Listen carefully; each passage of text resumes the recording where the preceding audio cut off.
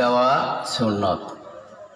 আর সালামের জবাব কিভাবে দিতে হবে আল্লাহ পাক স্বয়ং রব্বুল আলামিন সেটা কোরআনুল কারীমে জানায় দিয়েছেন।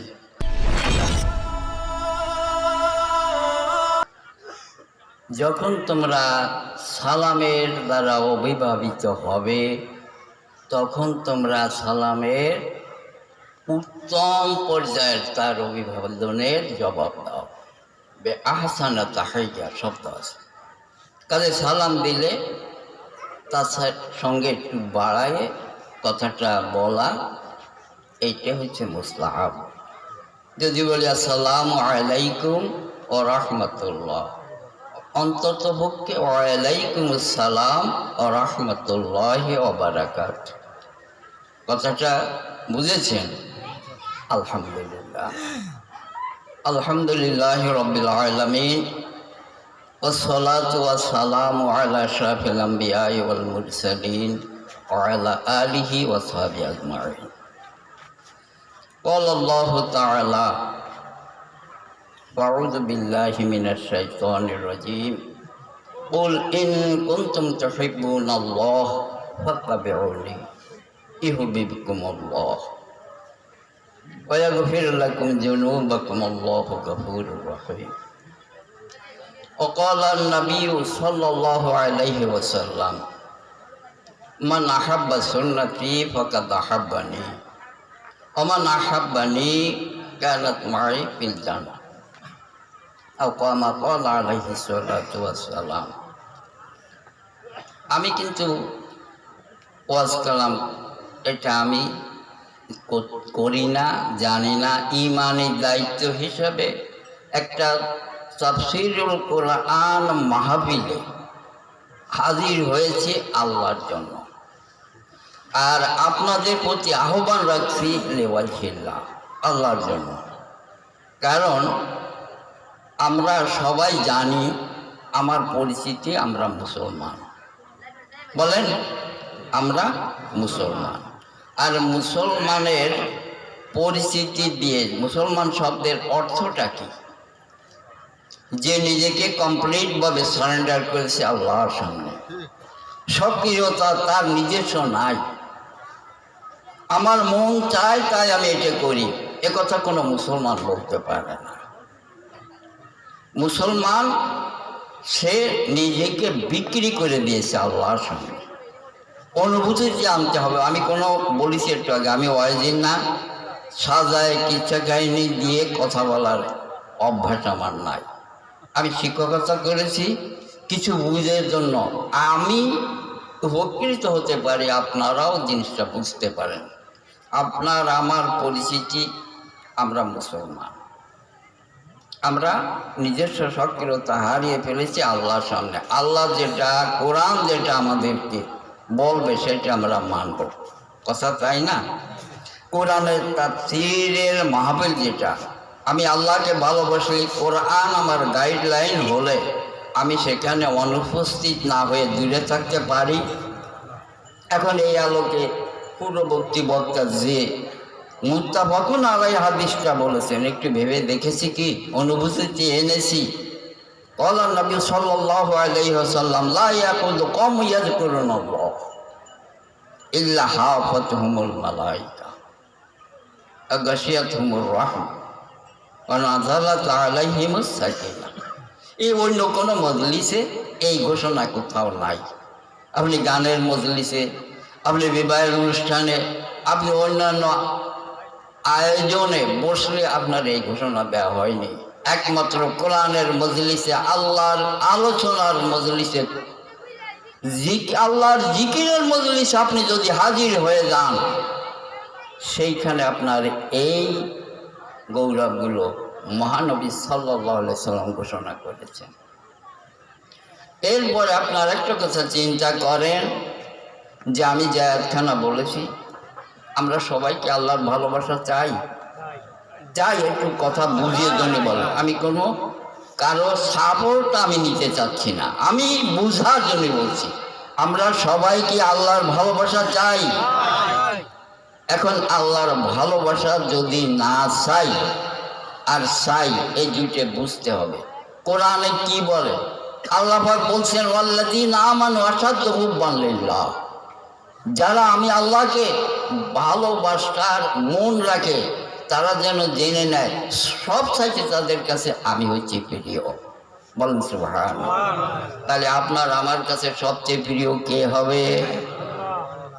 মুক্তি করছি, সব জায়গায় কি তা বলতে পারতেছি? এখন বলেন, আল্লাহ পাক ঘোষণা করছেন যে তোমরা যদি আমার ভালোবাসা পেতে চাও তাহলে আমার রসুলকে অনুসরণ করো। কার কথা? কোরআন কি বিশ্বাস করি? কোরআন বিশ্বাস না করলে কে মজলিসে মুসলমান হয়ে বসা যাবে? তা আল্লাহ বলছে তোরা যদি আমার ভালোবাসা পেতে চাও তাহলে দায় খেয়ে হলেও রসুলের অনুসারী হয়ে যাও। উপায় নাই। কারণ আপনি আমি যখন মৃত্যুর পরে সোজা হয়ে যাই, যে সময় রাখে কবরে দাফন করার জন্য কি দোয়াটা পড়ে? বিসমিল্লাহি ওয়া আলা মিল্লাতি রাসূলিল্লাহ সাল্লাল্লাহু আলাইহি ওয়াসাল্লাম। কার দলে রাখলো?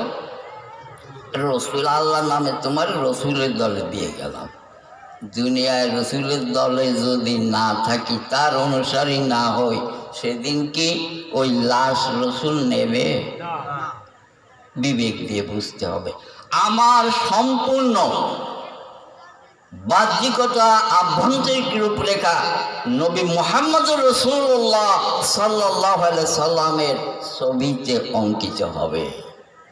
আর এই কথা মানার দরকার আছে কি না?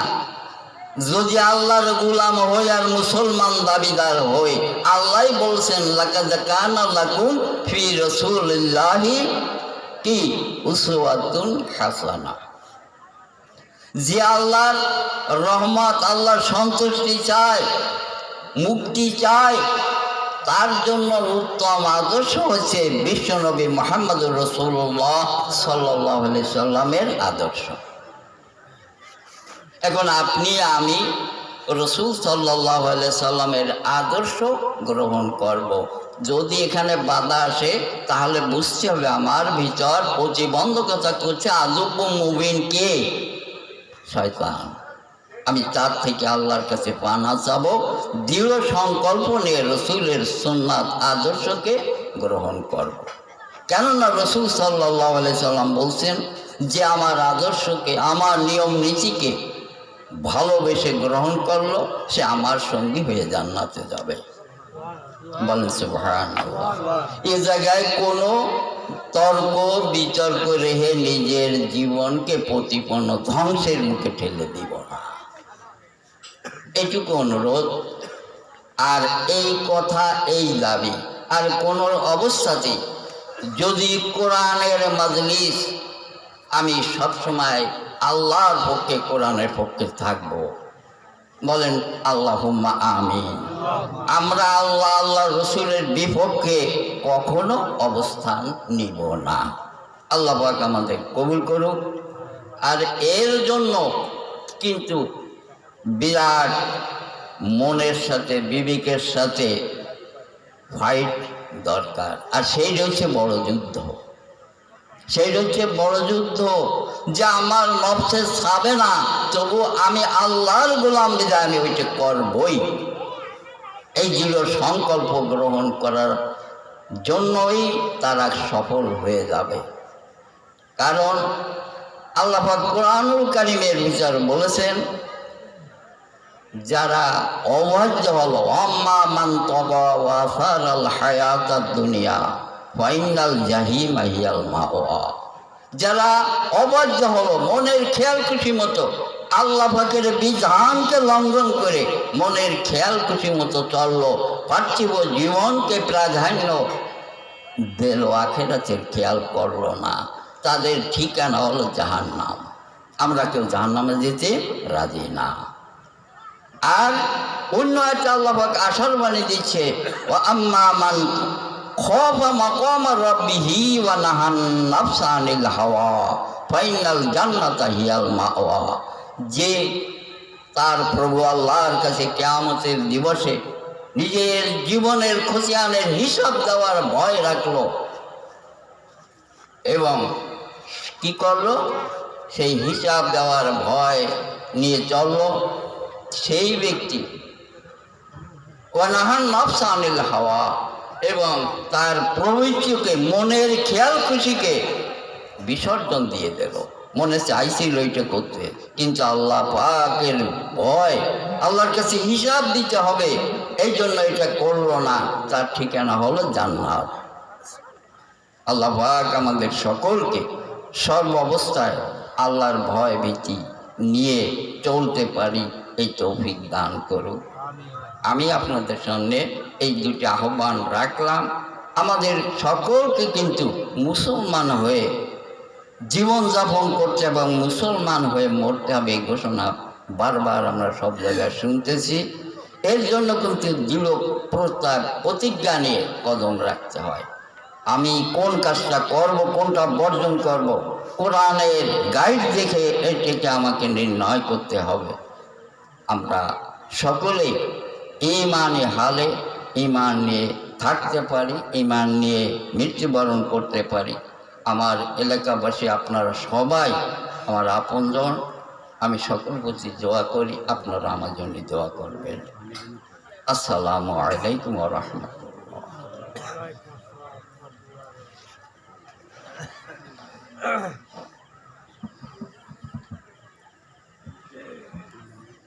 আলহামদুলিল্লাহ, অত্যন্ত গুরুত্বপূর্ণ কোরআন হাদিসের আলোকে আলোচনা রাখলেন জনাব হযরত মাওলানা লুৎফর রহমান সাহেব। এই পর্যায়ে